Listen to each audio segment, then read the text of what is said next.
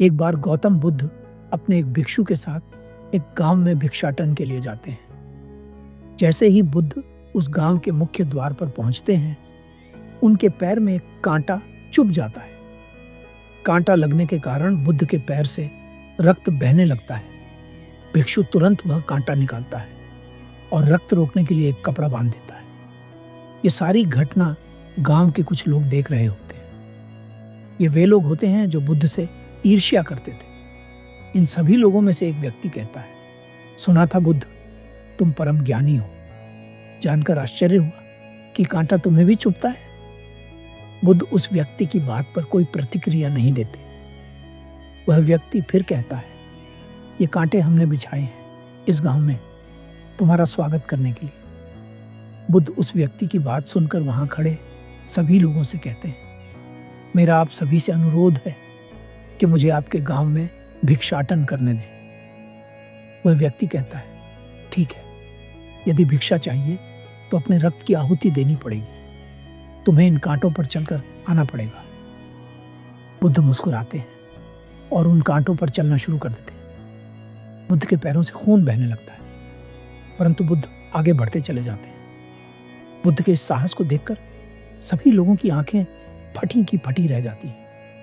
लोग समझ नहीं पाते कि मात्र भिक्षा के लिए कोई इतना दर्द कैसे सह सकता है। बात केवल भिक्षा की होती तो बुद्ध किसी और गांव में भी जा सकते थे, मगर बात लोगों का जीवन बदलने की थी, इसलिए बुद्ध आगे बढ़ते हैं। उन सभी लोगों में से एक युवक, जिसका नाम सुनीत था, वो बुद्ध पर हो रहे इस अत्याचार को सहन नहीं कर पाता और बुद्ध के सामने पड़े कांटों को हटाने लगता है। ये देखकर गांव के वे लोग जिन्होंने कांटे बिछाए थे उसे कहते हैं, खबरदार सुनीत, अगर कांटे हटाए तो तुम्हारा इस गांव से दाना पानी उठ जाएगा। परंतु सुनीत उन लोगों की बातों पर ध्यान नहीं देता और बुद्ध के सामने से सारे कांटे हटा देता है। वह बुद्ध से कहता है, आप गांव में प्रवेश कीजिए।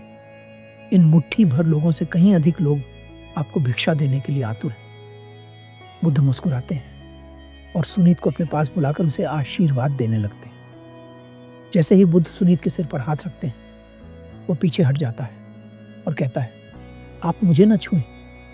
यदि मेरी छाया भी आप पर पड़ गई तो आप अपवित्र हो जाएंगे।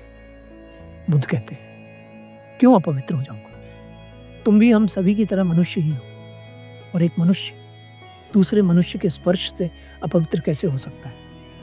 केवल लालच, मोह, तृष्णा और घृणा जैसी चीजें ही मनुष्य को अपवित्र करती हैं। और तुम जैसा मनुष्य जिसमें इतना प्रेम भरा हो, केवल दूसरों को सुख दे सकता है, दुख नहीं।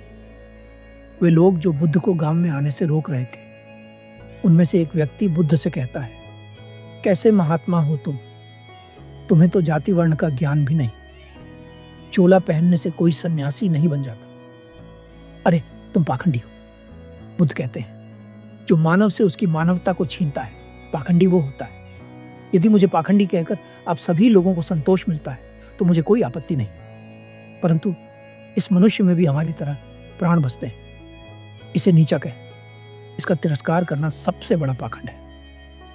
उन लोगों में से एक व्यक्ति बुद्ध से पूछता है, परंतु ये तो धर्मशास्त्र है, पाखंड कैसे हुआ? बुद्ध कहते हैं, जिस मिट्टी से सारी मानवता का सृजन हुआ, उसी से इसका भी हुआ। मानव और मानव में भेद कर आप सृजनकर्ता पर कीचड़ उछाल रहे हैं। यदि हम आकाश में कीचड़ उछालेंगे तो आकाश तो ऊंचा ही रहेगा, परंतु कीचड़ वापस हमारे ऊपर ही गिरेगा। आकाश ने तो भेद नहीं किया, वह हम सभी को पिता समान ढके हुए हैं। यह धरती अन्न उपजाती है, इसने हमारे साथ भेदभाव नहीं किया।